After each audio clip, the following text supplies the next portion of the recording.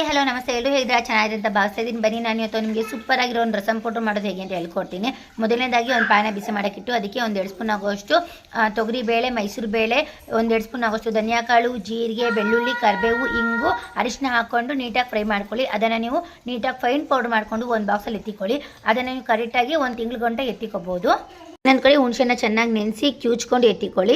1-2 tomato cut ಮಾಡಿಕೊಂಡು ಒಂದು mixie ಜಾರ್ಗೆ ಹಾಕ್ಕೊಂಡು ಒಂದು ಟೊಮ್ಯಾಟೊ, ಒಂದು ಸ್ವಲ್ಪ ಜೀರಿಗೆ, ಒಂದು ಸ್ವಲ್ಪ ಬೆಳ್ಳುಳ್ಳಿ, ಕೊತ್ತಂಬರಿ, ಕರಿಬೇವು ಹಾಕ್ಕೊಂಡು ಫೈನ್ ಪೇಸ್ಟ್ ಮಾಡ್ಕೊಳ್ಳಿ. ಇನ್ನೊಂದು ಪಾತ್ರೆನ ಬಿಸಿ ಮಾಡೋಕ್ಕಿಟ್ಟು 1 ಸ್ಪೂನ್ ಆಗೋಷ್ಟು ತುಪ್ಪ ಇಲ್ಲ ಎಣ್ಣೆ ಆದರೂ ಹಾಕೋಬೋದು.